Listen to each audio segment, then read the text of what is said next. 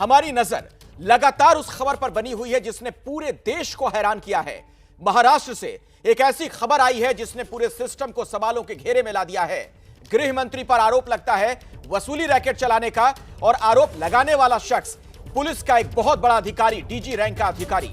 मुंबई के पूर्व police commissioner के लेटर बम से महाराष्ट्र में सियासी तूफान मचा है।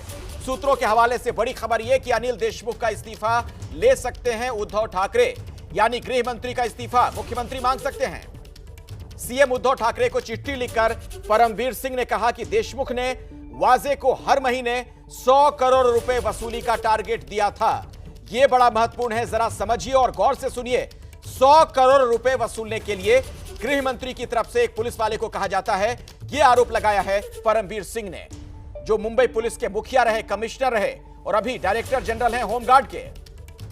सीनियर मोस्ट आईपीएस अफसर यह आरोप लगाते हैं सूबे के गृह मंत्री पर, और ऐसे में पूरा सिस्टम सवालों के घेरे में कि आखिर महाराष्ट्र में क्या चल रहा है। परमवीर ने चिट्ठी में गृह मंत्री अनिल देशमुख पर कई गंभीर आरोप लगाए हैं। अब देखना यह होगा कि क्या गृह मंत्री का इस्तीफा होता है। और इस पूरे मामले में शुरू से ही महाराष्ट्र के पूर्व मुख्यमंत्री देवेंद्र फडणवीस लगातार मुखर हैं। कई खुलासे भी उन्होंने किए। आज जब यह प्रकरण सामने आया है, क्या कुछ कह रहे हैं देवेंद्र फडणवीस, आप सुनिए। मुंबई के पूर्व पुलिस कमिश्नर और सर्विंग डीजी श्री परमवीर सिंह, इन्होंने पत्र के माध्यम से जो आरोप लगाए हैं वो अत्यंत गंभीर है। मैं तो ऐसा मानता हूं कि जो जिलेटिन की स्टिक्स मिली है उससे भी ज्यादा विस्फोटक इस प्रकार के ये सारे के सारे आरोप दिखाई पड़ते हैं। विशेष रूप से इन आरोपों की गंभीरता इसलिए भी बढ़ती है कि ये आरोप एक सर्विंग डीजी ने लगाए हुए हैं, और इन आरोपों के साथ उसकी पुष्टि करने के लिए उन्होंने व्हाट्सएप चैट या एसएमएस चैट, जो भी कुछ वो समझ में नहीं आ रहा उस लेटर में से कौन सी चैट है, लेकिन जो चैट उन्होंने लगाई हुई है इसमें बिल्कुल स्पष्टता के साथ वो जिनके साथ बातचीत हो रही है वो कह रहे हैं कि इतने रेस्टोरेंट से इतने पैसे, इतने बार से इतने पैसे, इतना पैसा जमा करने को बोला है। तो ये एक बहुत ही सबल इस प्रकार का एक, मैं ऐसा मानता हूं कि उनके खिलाफ एविडेंस है। आपका अपना चैनल एबीपी न्यूज इस पूरे मामले में आपके लिए पूरी जानकारी लेकर सामने आया है। आपने सुना देवेंद्र फडणवीस एक चैट का जिक्र कर रहे थे। क्या है वो चैट, वो हम आपको दिखाते हैं। उसमें क्या बातें हो रही थी और किसके किसके बीच हो रही थी। 16 मार्च 2021 परमवीर सिंह और एसीपी पाटिल के बीच क्या बात हुई, जरा गौर फरमाइएगा। परमवीर सिंह कहते हैं, पाटिल तुम्हें गृह मंत्री और पलांडे ने कितने बार और दुकानों के बारे में बताया है। जब तुम उनसे फरवरी में मिले थे, उन्होंने कुल कितने रुपए उगाही के लिए बात कही थी। कृपया ये अर्जेंट है। ये कहकर परमवीर सिंह फौरन जवाब मांगते हैं। एसीपी पाटिल की तरफ से कहा जाता है कि मिस्टर पलांडे ने डीसीपी भुजबल के सामने 4 मार्च को यह बताया था। उसके बाद सवाल था अगला परमवीर सिंह का कि तुमने इससे पहले गृह मंत्री से कब मुलाकात की थी। एसीपी पाटिल का जवाब आता है कि हुक्का वाली जानकारी देने से 4 दिन पहले। फिर परमवीर सिंह का अगला सवाल होता है, वाजे गृह मंत्री से किस तारीख को मिला था। परमवीर सिंह के इस सवाल के जवाब में एसीपी पाटिल देखिए क्या कहते हैं। एसीपी पाटिल कहते हैं कि मुझे सही तारीख याद नहीं है। यह 16 मार्च को बातचीत हो रही है 2021। फिर परमवीर सिंह की तरफ से कहा जाता है कि तुमने कहा था कि तुम्हारी मुलाकात से कुछ दिन पहले की बात है। इस पर एसीपी पाटिल का जवाब आता है, हां सर, पर वो फरवरी के अंत की बात है। उसके बाद परमवीर सिंह की तरफ से एक और सवाल पूछा गया। सवाल देखिए क्या था, पाटिल मुझे थोड़ी और जानकारी चाहिए। क्या गृह मंत्री से मिलने के बाद वाजे ने तुमसे मुलाकात की है। एसीपी पाटिल का देखिए क्या जवाब आता है इस पर, हां सर, गृह मंत्री से मिलने के बाद वाजे मुझसे मिला था। फिर परमवीर सिंह अगला सवाल यह पूछते हैं कि क्या उसने तुम्हें बताया था कि गृह मंत्री ने उसे क्यों बुलाया। एसीपी पाटिल का इस पर क्या जवाब है यह देखिएगा और जरा गौर से सुनिएगा। मीटिंग का मकसद जो उसने मुझे बताया कि मुंबई में 1750 प्रतिष्ठान हैं और हर जगह से उनके यानी गृह मंत्री के लिए भी 3 लाख रुपए वसूले जाने चाहिए, जो कि हर महीने करीब 40 से 50 करोड़ रुपए होते हैं। उसके बाद परमवीर सिंह कहते हैं कि ओह, ये तो वही है जो गृह मंत्री सर ने तुम्हें बताया था। तो एसीपी पाटिल का क्या जवाब आता है। एसीपी पाटिल कहते हैं कि 4 मार्च को उनके पीएस पलांडे ने भी यही बताया था, यानी इसकी तस्दीक की जाती है, पुष्टि की जाती है। 19 मार्च 2021 की यह बातचीत है। परमवीर सिंह का सवाल था कि अरे हां, 4 तारीख को तुम पलांडे से मिले थे। फिर देखिए एसीपी पाटिल का जवाब क्या आता है। हां सर, मुझे बुलाया गया था। यह सवाल परमवीर सिंह के और उनके जवाब एसीपी पाटिल की तरफ से। और सोचिए जरा, क्या ये दो पुलिस वालों के बीच की बातचीत आपको लग रही है? मेरे साथ रौनक कुकड़े हमारे सहयोगी जुड़ गए हैं। रौनक, ऐसा लग रहा था कि जैसे दो गैंगस्टर के बीच बातचीत हो रही हो, ये कोई पुलिस वाले ना हो। इससे बड़ा और क्या सबूत अब चाहिए? ये निश्चित तौर पर यही सवाल जो है वो अब लोग भी पूछने लगे कि इससे बड़ा सबूत क्या चाहिए, क्योंकि एक सर्विंग डीजी अगर इस तरह के गंभीर आरोप लगा रहे हैं और व्हाट्सएप चैट और एसएमएस का हवाला देकर पूरी बातचीत जो है उसका तथ्य लोगों के सामने और मुख्यमंत्री को इससे अवगत करा रहे, ऐसे में अब मुख्यमंत्री किस बात का इंतजार कर रहे हैं कि गृह मंत्री का इस्तीफा तुरंत ले लेना चाहिए था उन्होंने, लेकिन अब तक जो है उनके कार्यालय की तरफ से इस बारे में कोई भी आधिकारिक जानकारी जो है वो नहीं दी गई है। आपको ये भी बता दूं, अखिलेश के मुख्यमंत्री और गृह मंत्री के बंगले के बीच में केवल एक घर का डिफरेंस है, यानी करीबन 100 मीटर की दूरी पर दोनों आसपास रहते हैं और अभी दोनों अपने घर में मौजूद है। हमें जो जानकारी मिली है उसके मुताबिक आदित्य ठाकरे जो टूरिज्म मिनिस्टर है वो आज कोरोना पॉजिटिव होने की वजह से उद्धव ठाकरे जो है वो कुछ देर में अपना टेस्ट करा सकते हैं और हो सकता है उसके बाद उनकी मुलाकात जो है वो अनिल देशमुख से हो। इस तरह की जानकारी जो है वो फिलहाल सूत्रों के हवाले से मिल रही है। लेकिन बड़ा सवाल यही है अखिलेश, जो लगातार पूछा जा रहा है, जो देवेंद्र फडणवीस से पूछा, जो राज ठाकरे की तरफ से पूछा जा रहा है कि इतनी देर इस्तीफा लेने में क्यों हो रही है, जबकि एक सर्विंग डीजी जो कि मुंबई के पुलिस आयुक्त रह चुके हैं और जिन्होंने ये पूरे मामले को गंभीरता से देखा और उनके पास सारी जानकारी उपलब्ध है, उसके बावजूद क्यों इस्तीफा लेने में इतनी देरी हो रही है। जी अखिलेश। चलिए रौनक, इस खबर पर आप नजर बनाकर रखें, वहां से जैसे ही कोई अपडेट आपके पास आता है हम तक पहुंचाइएगा। और मेरे साथ इस वक्त एके जैन साहब जुड़ गए हैं, फॉर्मर डीजीपी उत्तर प्रदेश। एके जैन साहब, स्वागत आपका। और आपको भी हैरानी हो रही होगी कि आखिर ये चल क्या रहा था महाराष्ट्र में। पॉलिटिकल सिस्टम भी सवालों के घेरे में है और पुलिस सिस्टम भी, लेकिन परमवीर सिंह से भी सवाल ये पूछे जाएंगे कि आखिर वो खामोश क्यों थे। अगर ये चीजें पहले से चल रही थी, अब जब उनका ट्रांसफर हो गया तभी क्यों मुंह खोलते हैं? देखिए, मुझे इसमें कोई बहुत बड़ी हैरानी नहीं हुई है। जिस प्रकार से गाड़ी प्लांट की गई मुकेश अंबानी के घर से थोड़ी दूर पर, उसमें जिलेटिन स्टिक्स रखी गई, जिस प्रकार से फिरौती की मांग की गई, क्रिप्टो करेंसी में पैसा मांगा गया और उसमें वाजे का नाम आ गया, एनआईए को इन्वेस्टिगेशन हैंडओवर हो गया। आपने देखा होगा कि इसका बड़ा विरोध किया गया महाराष्ट्र की तरफ से, सामना में लेख लिखे गए। ये तो तभी तय हो गया था कि इसके पीछे जो है पुलिसकर्मी हैं और पुलिसकर्मियों को ऐसे पुलिसकर्मी हैं जिनको की बहुत ऊपर से संरक्षण मिला हुआ है। ये एक एक्सटॉर्शन रैकेट का ही पार्ट है। ये देखिए, जिस प्रकार से ये पत्र लिखा गया है, इससे इसकी पुष्टि होती है कि उद्योगपतियों के मन में एक भय उत्पन्न करके एक इसमें जो है वसूली का इसके पीछे एक मकसद था जी, क्योंकि इसमें कोई किसी टेररिस्ट ग्रुप का अभी तक कोई नाम नहीं आया है। इसमें पुलिसकर्मियों का नाम आ रहा है, इसमें क्राइम ब्रांच के लोगों का काम आ रहा है, स्पेशल ब्रांच के लोगों का नाम आ रहा है, जिनका काम ही होता है अपराधों को नियंत्रित करना। तो ये तो बहुत ही शर्मनाक व्यवस्था है और जो परमवीर सिंह ने आरोप लगाए हैं, इन आरोपों की इससे पुष्टि होती है और इसमें बहुत कड़ी कार्रवाई की आवश्यकता है। इससे पूरी मुंबई पुलिस, जो कि एक बहुत ही प्रोफेशनल फोर्स माना जाता है इंडिया में, जिसकी की छवि बहुत अच्छी रही है, इससे उनके ऊपर बहुत प्रश्न चिन्ह लग गए हैं। जैन साहब, आप हमारे साथ जुड़े रहे हैं। जैन साहब, मैं आऊंगा आपके पास, दोबारा लौटता हूं। मेरे साथ रविकांत भी इस वक्त जुड़ चुके हैं, हमारे सहयोगी दिल्ली से। रविकांत, जो घटनाक्रम महाराष्ट्र में हम देख रहे हैं, उस पर क्या दिल्ली से भी कोई अपडेट है? यहां किस तरह की हलचल देख पा रहे हैं आप? देखिए, बीजेपी ने काफी कड़ी प्रतिक्रिया इस पर दी है। बीजेपी की ओर से राष्ट्रीय प्रवक्ता गौरव भाटिया ने आनन फानन में मीडिया के सामने आकर के कहा कि जिस तरीके के भ्रष्टाचार के आरोप लगे हैं वहां की महाराष्ट्र की सरकार के ऊपर, उसके लिहाज से तुरंत वो सरकार को हटना चाहिए, इस्तीफा देना चाहिए सरकार को। खासतौर से उद्धव ठाकरे को आकर के इस पर विस्तार से बातचीत करनी चाहिए, इसका जवाब देना चाहिए और गृह मंत्री अनिल देशमुख को तुरंत इस्तीफा देना चाहिए।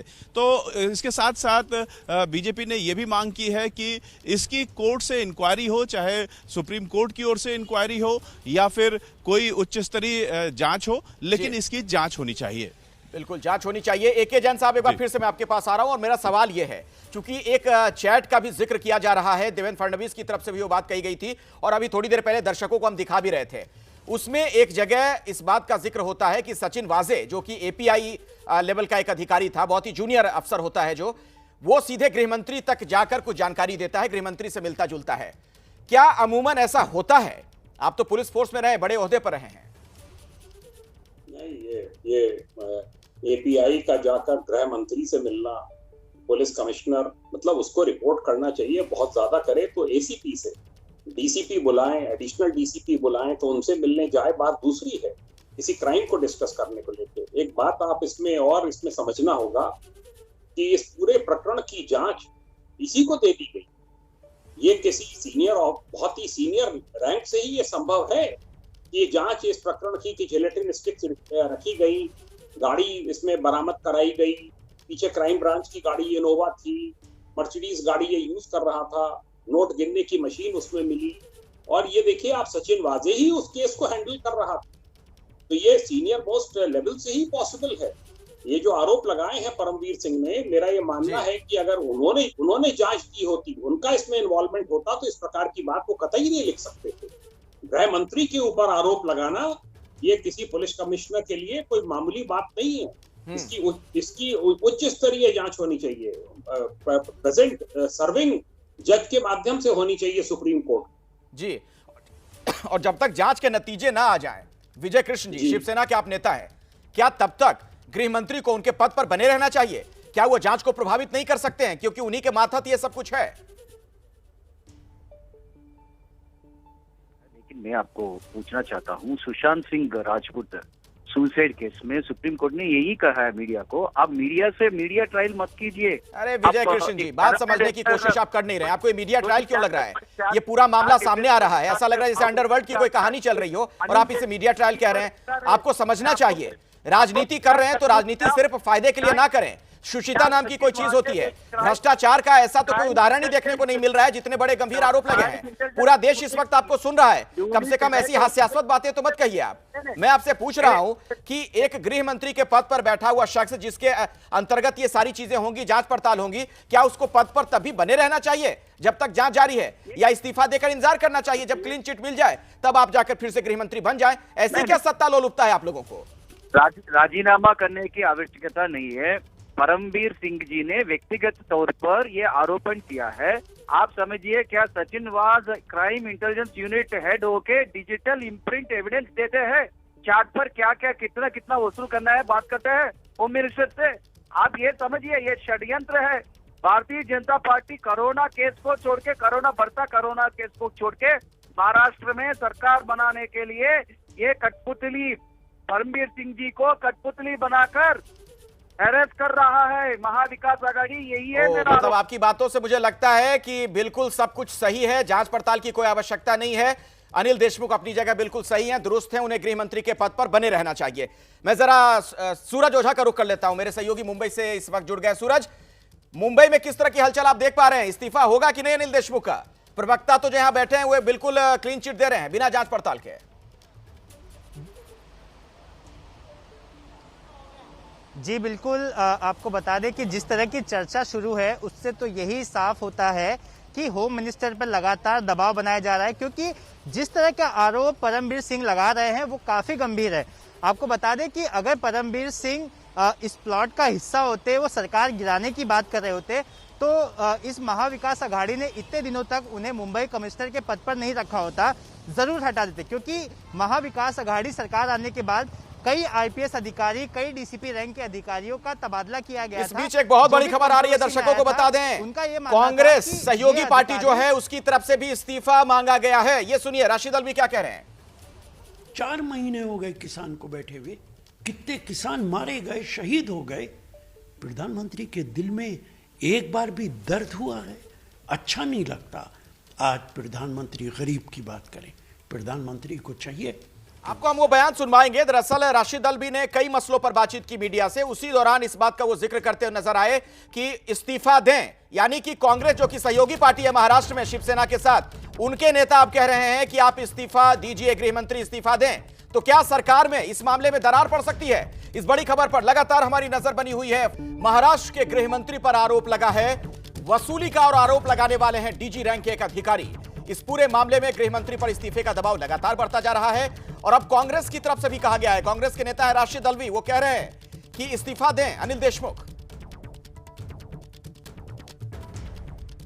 लेकिन इन्वेस्टिगेशन मुकम्मल होने तक किसी को ये मौका नहीं मिलना चाहिए कि कांग्रेस पार्टी के ऊपर उंगली उठाए।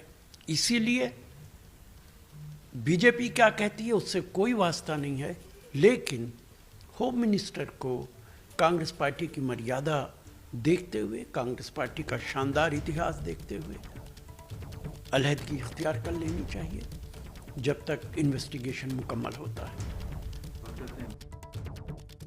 तो कांग्रेस के नेता राशिद अल्वी को आप सुन रहे थे, उनका यह कहना था कि कांग्रेस की मर्यादा का ख्याल रखें गृह मंत्री अनिल देशमुख और इस्तीफा दे दें। एनसीपी के कोटे से मंत्री हैं महाराष्ट्र सरकार में। हमारे साथ इस वक्त गणेश ठाकुर भी जुड़ चुके हैं, हमारे एक और सहयोगी मुंबई से। गणेश, एक बड़ा सवाल, अहम सवाल यह भी है इस पूरे मामले में, अब जाकर जो परमबीर सिंह कह रहे हैं, मुंह खोल रहे हैं और तमाम बातें उजागर कर रहे हैं, पहले आखिर क्यों नहीं सामने आए? जब ट्रांसफर हो गया उसके बाद उनकी कही इन बातों का क्या मतलब निकाला जाए? जी देखिए, मतलब तो यही है कि ट्रांसफर होने के बाद उनके खिलाफ या उनका ट्रांसफर जिन्होंने किया उनके खिलाफ परमबीर सिंह अब बोलने लगे हैं। अब सवाल यही है कि फरवरी और मार्च की ये बात है, इस समय ये पैसे इन वाजे को कलेक्शन करी, तो पिछले 1.5 साल से गृह मंत्री के पद पर अनिल देशमुख हैं, कमिश्नर के पद पर परमबीर सिंह थे और ये अधिकारी भी उस मुंबई पुलिस में थे। तो ऐसे में इससे पहले कितने पैसे दिए गए, कहाँ पैसे दिए गए, वो तमाम सवाल हैं और इन सवालों के जवाब आगे जांच में आएंगे। तो मुझे सूत्र बताते हैं कि मुंबई पुलिस कमिश्नर ने अपनी जानकारी लेना शुरू कर दिया है। 2 पुलिस अधिकारी जिनका नाम लिखा गया है, एक है एसीपी संजय पाटिल और दूसरे हैं डीसीपी राजू भुजबल। इन दोनों को किया गया है, इन दोनों से अब मुंबई पुलिस कमिश्नर जानकारी ले रहे हैं। ये जानकारी मुख्यमंत्री और शरद पवार तक पहुंचाई जाएगी। आपको बता दूं, अखिलेश के पिछले कुछ दिनों से एनसीपी और शिवसेना इन दोनों के बीच जो संबंध है इस गठबंधन में, उसमें दूरी आ गई थी। तो राठौड़ के मामले में भी शिवसेना अलग थलग हो गई थी। उस समय शुरुआत में एनसीपी ने समर्थन किया था या साथ दिया था, लेकिन बाद में इस्तीफे के समय कोई साथ नहीं दिखा। इस एंटीलिया कांड में भी कहा यह जा रहा है कि पहले वाजे को न निकाला जाए, ये एनसीपी की भूमिका थी और शिवसेना ने उसको साथ लेकर आगे गए। लेकिन बाद में जब आरोप ज्यादा हो गए थे सचिन वाजे के ऊपर, तब शिवसेना अकेली नजर आई। तो शिवसेना में भी ये लगातार चर्चा हो रही थी कि क्या एनसीपी उनको अकेले कर रही है या उनका साथ नहीं दे रही है। तो जानकारी ये भी है कि मुख्यमंत्री परमबीर सिंह को किसी भी नतीजे पर पहुंचने से पहले या किसी जांच में कोई जानकारी नहीं आई है, किसी तरह की जांच के सामने वो नहीं गए हैं, उनको किसी ने नहीं बुलाया। तो ऐसे में परमबीर सिंह को फिलहाल अगर निकाला जाएगा तो उन पर शक जाएगा और शक सरकार पर भी जाएगा। बिल्कुल इस कहने के या ये सोच थी मुख्यमंत्री की। वो कहते थे कि फिलहाल बिल्कुल गणेश, और देखिए परमबीर सिंह की चिट्ठी में इस बात का भी जिक्र है कि ये जानकारी मुख्यमंत्री को पहले दी गई थी। इस बार से हर महीने 100 करोड़ के टारगेट का सच क्या है, इस पर पूरे देश की निगाहें लगी हुई हैं। ये 3 तस्वीरें आप देख रहे हैं और ये पूरा मामला राजनीतिक तौर पर बहुत ज्यादा आगे बढ़ चुका है और महाराष्ट्र सरकार के लिए भी क्या मुसीबत साबित होने जा रहा है ये पूरा केस। देखिए एक रिपोर्ट।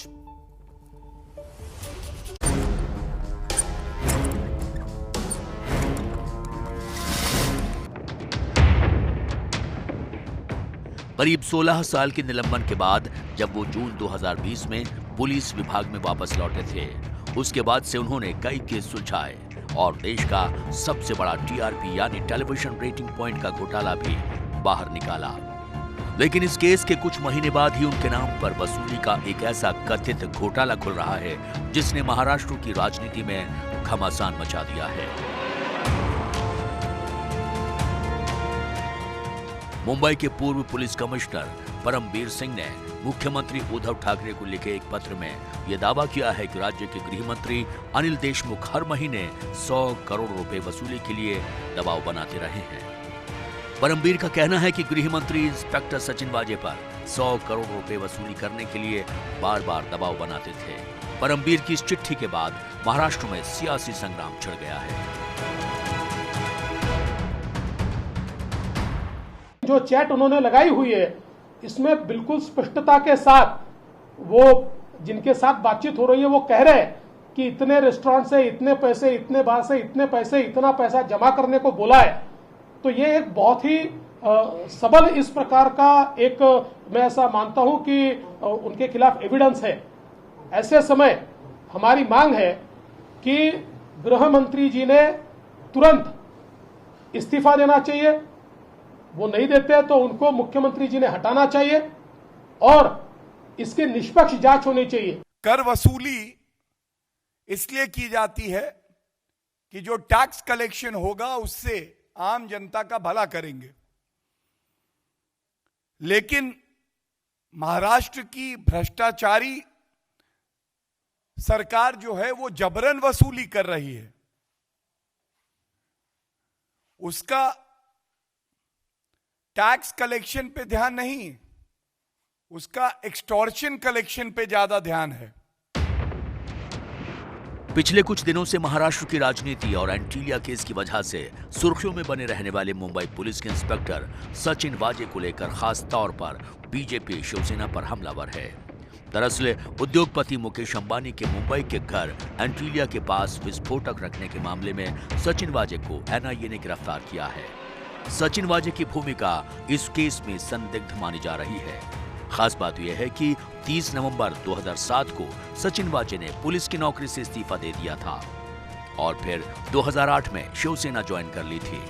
वाजे के राजनीति में आने के बाद करीब 16 साल के बाद 6 जून 2020 को उन्हें दोबारा नौकरी में ले लिया गया और मुंबई पुलिस की क्राइम इंटेलिजेंस यूनिट का इंचार्ज यानी CIU बनाया गया। यही वजह है कि परमवीर की चिट्ठी के बाद शिवसेना बीजेपी के निशाने पर है। कि अनिल देशमुख को यह काम किसने बताया था? जिन्होंने सचिन वाजे को सस्पेंड होने के बाद एक्सटॉर्शन का FIR होने के बावजूद जिन्होंने सेवा में वापस लिया, जिन्होंने सचिन वाजे का वो बिन लादेन है क्या इस प्रकार का कहकर डिफेंस किया, उन्होंने कहा था। और इसके लिए परमवीर सिंह को हिरासत में लेना चाहिए, अनिल देशमुख का इस्तीफा लेना चाहिए, उनकी जांच करनी चाहिए और मुख्यमंत्री ने आज अभी रात को टीवी पर आकर महाराष्ट्र के जनता के सामने इस सभी बातों का खुलासा करना चाहिए। पुलिस डिपार्टमेंट एक डिपार्टमेंट है, ऐसे महाराष्ट्र सरकार के पास 22 अलग अलग डिपार्टमेंट है। क्या हर डिपार्टमेंट के अधिकारियों को सरकार के मंत्रियों ने इसी प्रकार से वसूली करने के आदेश दिए थे?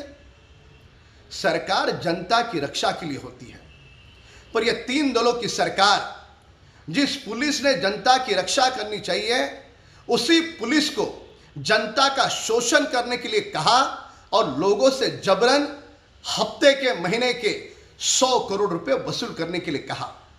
इतना घिनौना काम महाराष्ट्र की भूमि पे नहीं, देश के किसी भी राज्य में इसके पूर्व नहीं हुआ। एंटीलिया केस की जांच की परतें जैसे जैसे खुलती जा रही हैं, वैसे वैसे बहुत से ऐसे राज भी बाहर आ रहे हैं जिन्होंने महाराष्ट्र की राजनीति में तूफान खड़ा कर दिया है। देखना बाकी है कि महाराष्ट्र की राजनीति में किससे और कितना नुकसान पहुंचता है।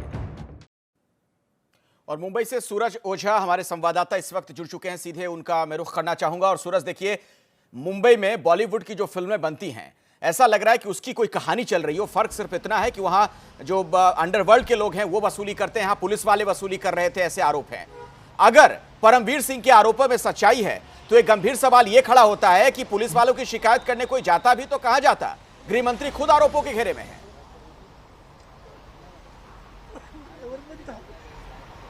जी बिल्कुल, ये जो मुंबई में जिस तरह के माहौल सामने आ रहा है, इससे तो कई निगेटिविटी सामने आ रही है कि अक्सर पुलिस वालों पे आरोप लगता है कि वो करप्ट है, करप्शन कर रहे हैं। किसी भी चीज को करने से पहले वो पैसों की मांग करते हैं, जिसके बाद वो अक्सर जो गृह मंत्री का जनता दरबार होता है वहां जाकर इस बात की शिकायत करते हैं, ग्रीवेंस लेते हैं कि हमारा मंत्री इस बात को सुनेगा। लेकिन इस पूरे मामले में गृह मंत्री खुद सवालों के घेरे में है। वो अपनी ही पुलिस फोर्स को 100 करोड़ का कलेक्शन करने का टारगेट देते हैं, जिसमें ये बोला जाता है कि मुंबई में जो 1750 पब या रेस्टोरेंट या दूसरे एस्टेब्लिशमेंट हैं, आप उनसे हर महीने 3 लाख रुपए का एक्सटॉर्शन लेंगे। जिसको मिला जुलाकर जो पूरी रकम होती है वो महीने की 40 से 50 करोड़ होती है। ऐसे में गृह मंत्री ने दूसरा भी एक सजेशन दिया था कि बाकी का टारगेट पूरा करने के लिए आप बाकी दूसरे रास्तों का इस्तेमाल करें। यानी आप सोच सकते हैं इन आरोपों के आधार पर मुंबई में कितना कुछ गलत हुआ होगा, जिस बारे में जानकारी अब तक सामने नहीं आई। बिल्कुल, सचिन कितना वाजे के बाद अत्याचार हुआ जितने भी होगा लोगों मामले पर थे, इस वसूली के लिए, अगर वाकई में ये सब कुछ हुआ है, कितना अनैतिक और गैर कानूनी काम हुआ होगा। मुंबई पुलिस के पूर्व कमिश्नर परमवीर सिंह ने उद्धव ठाकरे को लिखी चिट्ठी में अपनी और मुंबई पुलिस के एसीपी संजय पाटिल के बीच हुई बातचीत का भी जिक्र किया है। यह चैट 16 और 19 मार्च की है और दोनों के बीच चैट में क्या बातचीत हुई थी, आइए देखते हैं। पटेल, तुम्हें गृह मंत्री और पलांडे ने कितने बार और दुकानों के बारे में बताया है? जब तुम उनसे फरवरी में मिले थे, उन्होंने कुल कितने रुपए उगाही का अनुमान लगाया था? कृपया, ये अर्जेंट है। मिस्टर पलांडे ने डीसीपी भुजबल के सामने 4 मार्च को यह बताया था। तुम इससे पहले गृह मंत्री से कब मिले थे? हुक्का वाली जानकारी देने से 4 दिन पहले। वाजे गृह मंत्री से किस तारीख को मिला था? मुझे सही तारीख याद नहीं है। तुमने कहा था कि तुम्हारी मुलाकात से कुछ दिन पहले की बात है। हाँ सर, पर वो फरवरी के अंत की बात है। पाटिल, मुझे थोड़ी और जानकारी चाहिए। क्या गृह मंत्री से मिलने के बाद वाजे ने तुमसे मुलाकात की है? हाँ सर, गृह मंत्री से मिलने के बाद वाजे मुझसे मिला था। क्या उसने तुम्हें बताया था कि गृह मंत्री ने उसे क्यों बुलाया है? मीटिंग का मकसद जो उसने मुझे बताया कि मुंबई में 1750 प्रतिष्ठान है, हर जगह से उनके लिए भी 3 लाख रुपए वसूले जाने चाहिए, जो कि हर महीने करीब 40-50 करोड़ रुपए होते हैं। ओह, ये तो वही है जो गृह मंत्री सर ने तुम्हें बताया था। 4 मार्च को उनके पीएस पलांडे ने भी यही बताया था। अरे हाँ, 4 तारीख को तुम पलांडे से मिले थे? हाँ सर, मुझे बुलाया गया था। और मुंबई से मेरे साथ रौनक कुकड़े, हमारे एक सहयोगी, लगातार जुड़े हुए हैं। रौनक, देखिए, ये जो बातचीत हुई है, जो चैट हम दर्शकों को दिखा रहे थे, ये परमवीर सिंह के ट्रांसफर के बाद की बातचीत है। परमवीर सिंह की मंशा सवालों के घेरे में है। जब वो पद पर थे, कमिश्नर थे, तब उन्होंने इस मामले में मुंह क्यों नहीं खोला? लेकिन एक बात यह भी सामने आ रही कि अब पूरी तैयारी के साथ ऐसा लगता है कि परमवीर सामने आए हैं। ये बातचीत बाकायदा ऐसा लग रहा है कि उन्होंने रिकॉर्ड की है ताकि अपनी बात रख सकें सबके सामने। जी, निश्चित तौर पर अखिलेश, यही बात जो है, जब गृह मंत्री ने अपनी ओर से अपना बयान रखा, अपनी सफाई दी, उसमें भी उन्होंने इस बात का जिक्र किया है कि जब परमवीर सिंह को ये सब चीज़ें पता लग गई थी कि उनको मुंबई पुलिस आयुक्त के पद से हटाया जाएगा, उसके बाद ये सब बातचीत जो उन्होंने रिकॉर्ड की और एक तरफ से मेरे खिलाफ सबूत जुटाने की कोशिश जो यहाँ पर की है और महाराष्ट्र सरकार को बदनाम करने की कोशिश की है। सवाल ये भी परमवीर सिंह पर उठ रहे कि अगर उन्हें ये सब मालूम था तो फिर उन्होंने पद पर रहते हुए जनता के सामने या फिर मीडिया को ये सब जानकारी क्यों नहीं दी, और उन्होंने क्यों उस वक्त मुख्यमंत्री उद्धव ठाकरे को पत्र लिखकर ये सब जानकारी जो है वो नहीं की, और अब जब उन्हें पद से हटा दिया गया है तब वो इस तरह की बात क्यों कर रहे हैं। और इस बीच अखिलेश, एक बड़ी खबर आपको दे दे कि मुख्यमंत्री कार्यालय से एक प्रेस रिलीज जारी किया गया है, जिसमें कहा गया है कि परमवीर सिंह ने जो पत्र भेजा है वो ईमेल के जरिए भेजा है और इसकी पूरी तरीके से जांच जो है वो की जाएगी। इस तरह की बात जो है वो मुख्यमंत्री कार्यालय ने थोड़ी देर पहले ही एक प्रेस रिलीज जारी किया है, चूंकि ये मराठी में है और अब भी जस्ट हमें मिला है। इसे एक बार पढ़ने के बाद दर्शकों को इसकी पूरी जानकारी जो है वो हम देंगे। जी, आप उसे पढ़ लें, मैं दोबारा आपके पास लौटूंगा, पूरी जानकारी आप दर्शकों तक पहुंचाइएगा। पूर्व मुंबई पुलिस कमिश्नर परमवीर सिंह की चिट्ठी ने दादर नागर हवेली के सांसद मोहन डेलकर की आत्महत्या के मामले का भी जिक्र किया, जिसके बारे में उनका आरोप है कि महाराष्ट्र के गृह मंत्री अनिल देशमुख चाहते थे कि आत्महत्या के लिए उकसाने का केस मुंबई में दर्ज हो, जो कि कानूनन सही नहीं होता। आरोप लगाने के पीछे आखिर क्या है परमवीर सिंह का असली इशारा?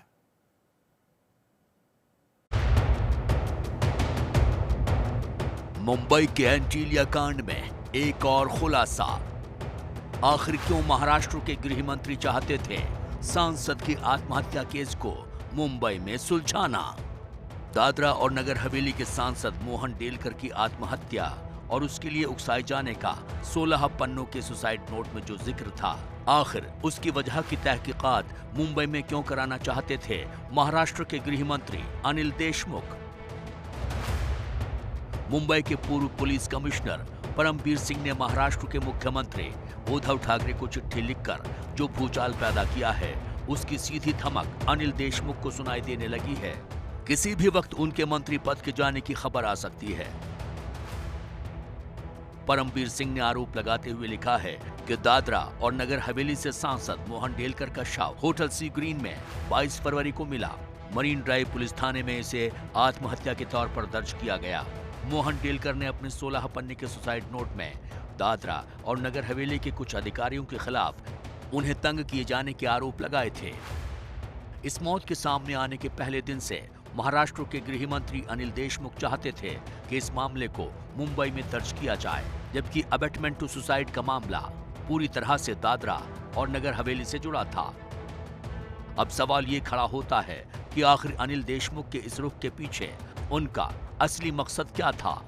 अब बारी है अनिल देशमुख के जवाब देने की।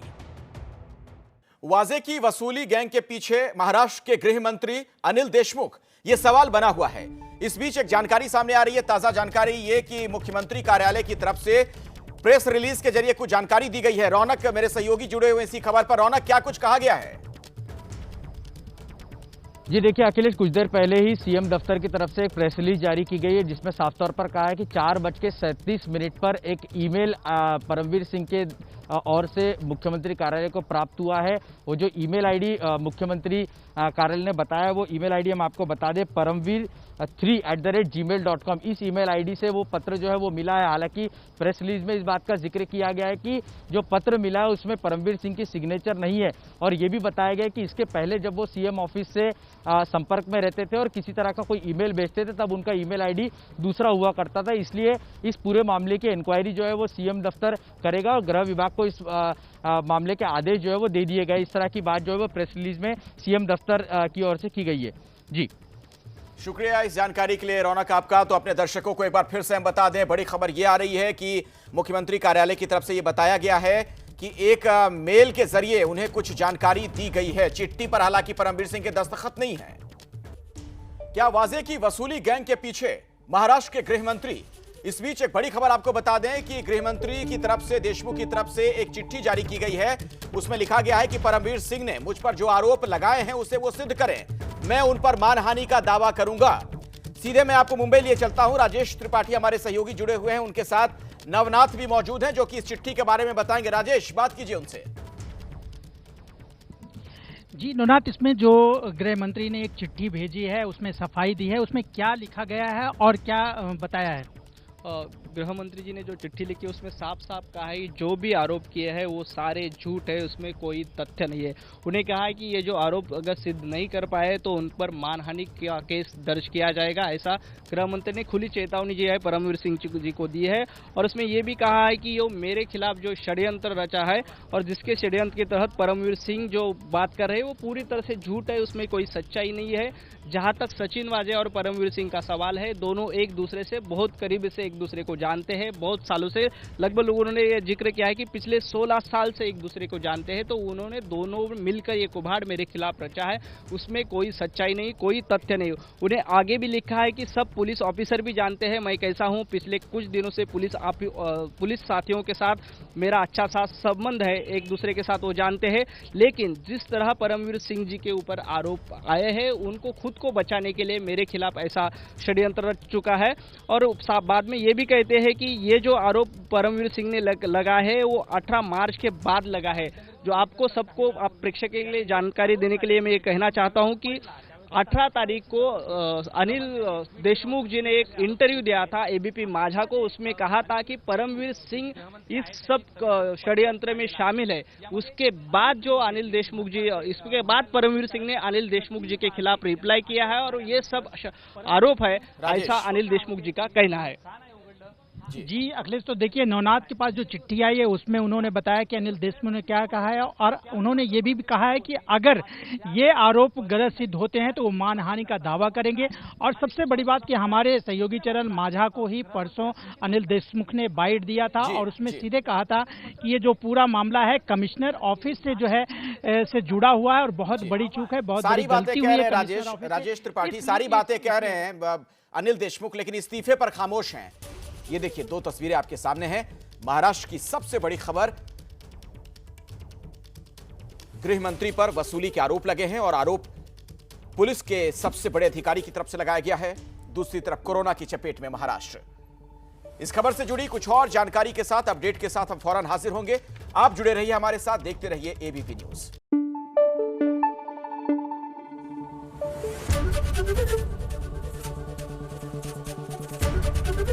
एबीपी न्यूज आपको रखे आगे।